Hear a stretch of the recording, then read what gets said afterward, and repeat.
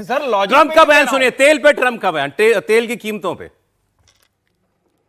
Today, my administration announced decisive action to help keep down the oil prices, including offering political risk insurance for tankers transiting into the Gulf, as you know, pretty dangerous territory.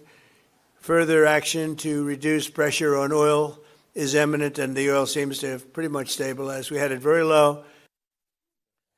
अब ये Trump का ही अभी 4 दिन पहले का बयान है। इन्होंने कहा था मुझे तेल की कीमतों की कोई परवाह नहीं है, कहीं भी पहुंचे। अब क्या कह रहे हैं कि हमने तेल की कीमतों को स्टेबलाइज करने के लिए कदम उठाए तो हैं। दबा कौन? हाँ, डरा कौन? पीछे कौन हटा? मतलब ये हटा ना। ये प्रैक्टिकल पोजीशंस होती हैं। आप तो बड़बोलेपन में कुछ भी बोलते जाइए। बस मैं बार बार कहता हूं बड़बोलेपन ट्रंप जी, ठीक है, इसके हिसाब सब बात कीजिए। अगर ये राहुल गांधी सच कह रहे हैं, ये ट्रंप को असलियत समझ में आ रही है। देखिए, यहाँ पे मामला अमेरिका का नहीं, यहाँ मामला ट्रंप का है। अब मुझे लगता है ट्रंप की हालत हो गई है सिर मुड़ाते ही ओले पड़े वाली।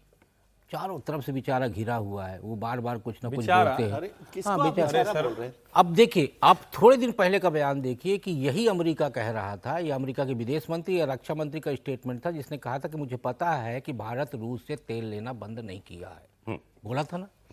और आज वो कह रहे हैं, तो आपने जो कहा मैं बिल्कुल आपके शब्द से समर्थन करता हूँ कि ये ट्रंप का ही यू टर्न है। ये अब ट्रंप कैसे फंसे हुए हैं भाई? एक तरफ तो टैरिफ पे कोर्ट का निर्णय आ गया कि आप टैरिफ नहीं लगा सकते। अब नया निर्णय ये आया है कि आपने जो वसूली की है वो वापस करना पड़ेगा। तो करीब 11 लाख करोड़ रुपए आपको वापसी है। इधर आप युद्ध अलग लड़ रहे, साथ ही देश कोई बचा नहीं। तो ये तमाम तरह की परिस्थितियों का समझिए कि ट्रंप किन हालात से गुजर रहे हैं, और ऐसे हालात में वो क्या बयान उनसे अपेक्षा रखते हैं आप। फिर उसी तरह के हालात से राहुल गांधी जी गुजर रहे हैं। मतलब ट्रंप के और राहुल गांधी जी के हालात में कोई बहुत बड़ा अंतर नहीं है। उनके सामने भी चुनौती है, राहुल जी के सामने भी चुनौती है। राहुल जी के सामने रोज चुनौती ये आती है कि हम नरेंद्र मोदी जी को कैसे छोटा या कमतर करने की कोशिश करें। तो उसके लिए वो हर दिन कोई नया नया एजेंडा लेके आ जाते हैं। और अब नया एजेंडा ये लेके आए कि आप समझौता नहीं, वो ये क्लेम कर रहे हैं, ये मैंने पार्लियामेंट में पहले बता दिया था। उन्होंने पार्लियामेंट की अपनी स्पीच कोट की हुई है अपनी पोस्ट में कि मैंने पार्लियामेंट में कहा था कि ये ट्रंप के कहने पे सब हो रहा है और ट्रंप के कहने पे भारत सरकार चल रही है। अरे भाई, हम तो ये कह रहे हैं कि उनको इतना ज्ञाता नहीं है ना वो, कि ट्रंप के कहने पे। ये भी तो हो सकता है कि भारत अपने हिसाब से कर रही, और अमेरिका यानी ट्रंप के सरकार के ही लोग कह रहे हैं कि नहीं भाई साहब, भारत तो अपने हिसाब से चल रहा, हमारी बात ही नहीं मान रहा। उनका स्टेटमेंट अभी पड़ा हुआ है कि भारत तो रूस से तेल खरीद रहा है। फिर अभी बात में आया कि ईरान के साथ आप दोस्ती नहीं निभा रहे, अब ईरान कह रहा है कि आप होर्मुज से लेके जाइए। अरे चले साहब, मोटी बात क्या है? मोटी बात यह है कि तेल के दामों में भारत में कोई आग नहीं लगने वाली, अभी तक ऐसा हमको लग रहा है, क्योंकि तेल की किल्लत नहीं होगी, तेल के दाम नहीं बढ़ेंगे, तेल की सप्लाई चेन जो है वो बरकरार रहेगी, और इससे और आपको दोनों फैसलों से और फायदा हो जाएगा। ट्रंप ने जो रूस के तेल पर एक महीने के लिए कोई सैंक्शंस या टैरिफ से छूट दे दिए, और स्ट्रेट ऑफ हॉर्मुज ने से ईरान ने कह दिया कि तेल निकल सकता है भारत के लिए। दो छोटी छोटी चीजें। एक तो आपने, मुझे लगता है कि अकेले आप एंकर हैं जो जल डमरू मध्य कह रहे हैं, तो वो कहिए, बहुत सुंदर लग रहा है। मतलब मुझे लगता है कि स्ट्रेट ऑफ हॉर्मुज वो पता जल डमरू मध्य, जल डमरू। और दूसरा प्रोफेसर साहब ने कहा, वो हमको लगता है गलती से निकल गया होगा उनसे, अडानी किसी क्रूड ऑयल की रिफाइनरी के बिजनेस में नहीं, सिर्फ Ambani is the biggest refiner. और रिलायंस, ये खबर तो आज आई है, ये खबर आज आई है, परसों की खबर है, परसों से चल रहा है ये कि रिलायंस जो है वो रशियन ऑयल कंपनी से बात कर रहा है तेल खरीदने। अडानी आ जाता है तो फिर खबर चलने लगती है। अब आप जो बयान सुनवाना चाह रहे थे वो मैं बता देता हूं। अब यहां ये अगला बयान बहुत महत्वपूर्ण है।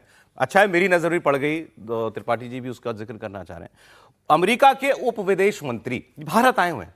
उप विदेश मंत्री अमेरिका का भारत में है, वो क्या बयान देता है आप सोचिए।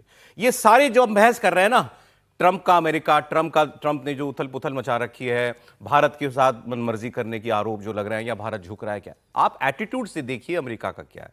वो आदमी भारत में खड़ा होकर कहता है कि अमेरिका भारत को दूसरा चीन नहीं बनने देगा। खुल्लम खुल्ला कह रहा है भारत में खड़ा होकर कि आप क्या चाहते हैं। 20 साल पहले जो गलती अमेरिका कर चुका, चीन को यहां कहां से कहां पहुंचा दिया हमने, वो हम भारत के साथ भी करें। फिर एक दिन भारत भी जो है सारी मार्केट पर, व्यापार पर कब्जा कर लेगा और हमारा ही नुकसान होगा। अब ये हम कभी नहीं होने देंगे। सुने, And India should understand that we're not going to make the same mistakes with India that we made with China 20 years ago in terms of saying, oh, you know, we're gonna let you, be able to develop all these markets, and then the next thing we know, you're beating us in a lot of commercial things. We're going to make sure that whatever we do, it's fair to our people, because ultimately we have to be accountable to our own people, just as the government of India has to be accountable to its people.